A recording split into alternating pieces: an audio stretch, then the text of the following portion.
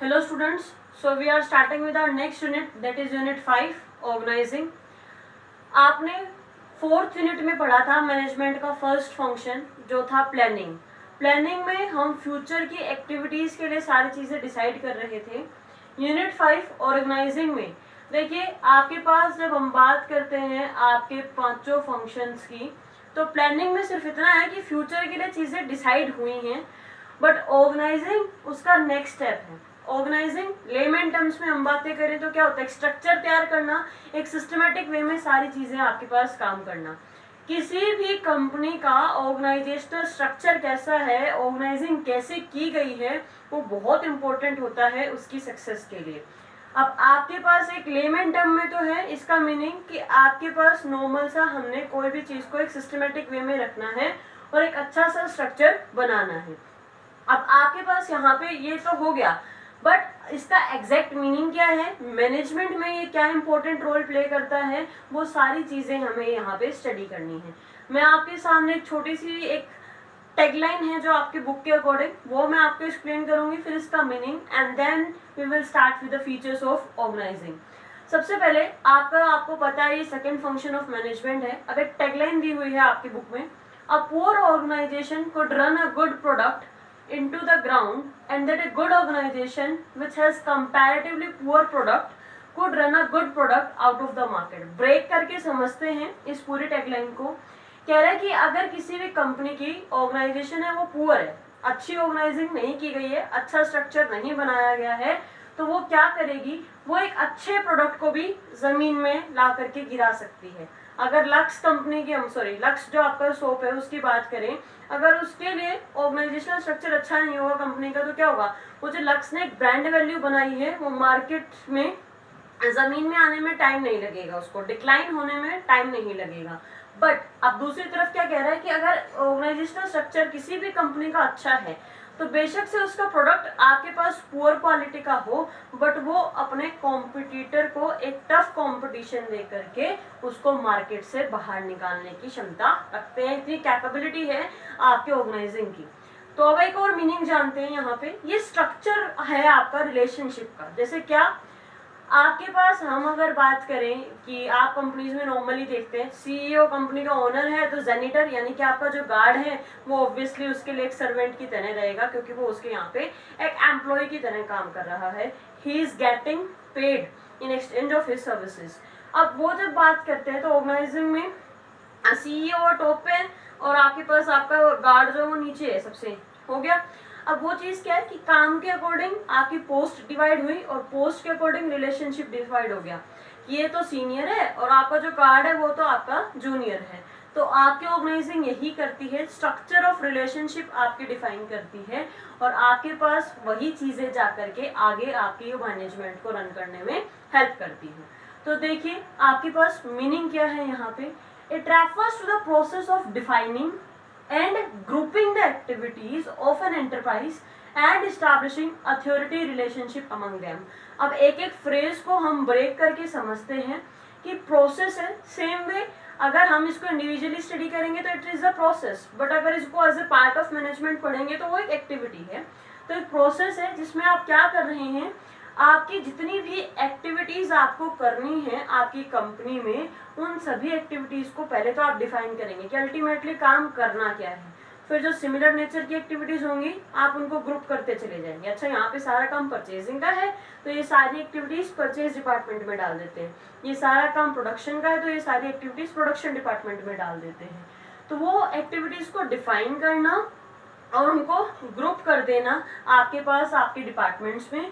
और सबसे इम्पोर्टेंट है कि आपका अथॉरिटी रिलेशनशिप डिफाइन करना कि कौन किसका सीनियर है और कौन किसका सबॉर्डिनेट है. अगर आप मुझे जानेंगे ही नहीं that I am your teacher और मैं आ जाऊँ नॉर्मली और आप सोचेंगे कि she is totally unknown person, तो आप मुझे वो टीचर वाला रिगार्ड दे ही नहीं पाएंगे. आपके और मेरे बीच में डिफाइन होगा ना जो रिलेशनशिप की, आप लोग मेरे स्टूडेंट हैं एंड मैं आपकी टीचर हूँ, then only you will have that image of yes she is our teacher, तो we have to consider as a teacher only. तो वो चीज़ें क्या होंगी कि आपके पास अथॉरिटी रिलेशनशिप जब हम डिफाइन कर देते हैं, हम बता देते हैं कि ये पर्टिकुलर आपका सीनियर है, ये पर्टिकुलर पर्सन आपका जूनियर है, या ये पोस्ट एक सीनियर पर्सन के लिए रहेगी, ये पोस्ट एक जूनियर पर्सन के लिए रहेगी, वही है कि उनमें हमने अथॉरिटी रिलेशनशिप जो है वो डिफाइन कर दिया है कि पावर जो है वो पोस्ट के साथ आती है, जितनी ऊंची पोस्ट उतनी ज़्यादा पावर, और जितनी नीची पोस्ट उतनी ही कम पावर। तो मीनिंग क्या हुआ, एक्टिविटीज़ को पहचानना है, जो सेम नेचर की एक्टिविटीज़ है उनको ग्रुप करना है, और उनके बीच में अथॉरिटी रिलेशनशिप बना करके चलना है।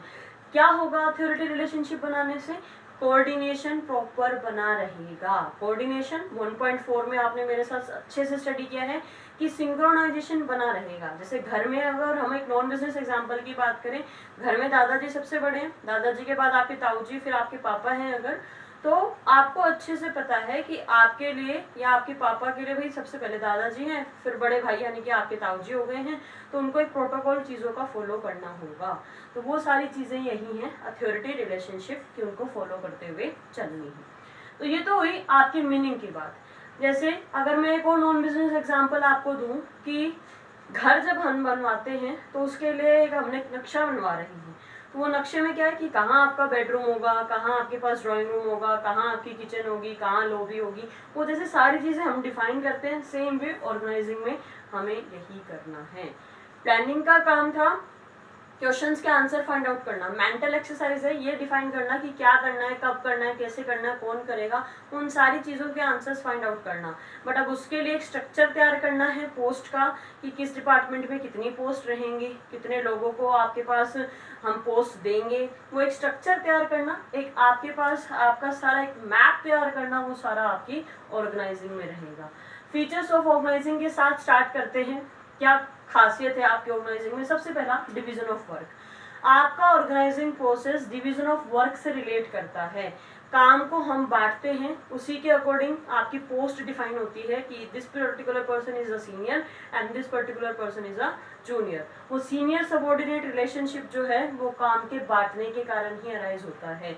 तो और वो सभी का एक आपके पास डिवीजन ऑफ वर्क हुआ है और उसी से वो चीज़ें आपके अराइज हुई हैं, और उसी के बाद फिर आपके लोगों को वो चीज़ें असाइन की जाती है कि ये पर्टिकुलर काम आपको करना है, ये पर्टिकुलर काम आपको करना है। नेक्स्ट आता है कोऑर्डिनेशन। जब भी हम कोऑर्डिनेशन की बात करते हैं तो ऑर्गेनाइजिंग में कोऑर्डिनेशन कहाँ से आएगा। देखिए, जब आपने चीज़ें डिफाइन कर दी कि परचेजिंग डिपार्टमेंट का काम सिर्फ चीज़ों को परचेज करने का है, और फिर उनको इन्फॉर्म करना है कि आपके प्रोडक्शन डिपार्टमेंट को कि देखिए सर, हमने परचेज कर ली हैं चीज़ें, नाउ इट्स योर टर्न कि आपको आपका काम प्रोडक्शन का स्टार्ट कर देना है। तो कोऑर्डिनेशन अपने आप आ जाता है जब आप चीज़ों को सिस्टमैटिकली अरेंज कर देते हैं। यही मीनिंग है अल्टीमेटली लेमन टर्म्स में ऑर्गेनाइजिंग का कि आपके पास ये काम है, आपके पास ये काम है, तो वो अल्टीमेटली सिंक्रोनाइजेशन में सबका काम चलता रहता है। एक नॉन बिजनेस एग्जांपल अगर हम फिर से स्टडी करें, घर में शादी होती है, अब घर में बेटे की शादी है, बेटी की शादी आप मान लीजिए, तो आप ड्यूटीज असाइन कर देते। सपोज एक लड़की की शादी है तो आप ड्यूटीज असाइन कर दोगे, who will be at main gate to escorts the gate और सॉरी गेस्ट, और आपका उनके आदर भाव के लिए आप एक मेन गेट पे एक पर्सन खड़ा रहेगा अटेंड करने के लिए, कन्यादान लिखने के लिए एक पर्सन की ड्यूटी है, गिफ्ट संभालने के लिए एक पर्सन की ड्यूटी है, लेडीज को संभालने के लिए एक पर्टिकुलर लेडी की ड्यूटी है। तो वो एक सिंक्रोनाइजेशन में चलता रहता है कि हाँ अब आपकी ड्यूटी थी, अब इसके बाद आपकी स्टार्ट हो गई है, मेन गेट से एंट्री के बाद इस पर्टिकुलर पर्सन की आपकी ड्यूटी है।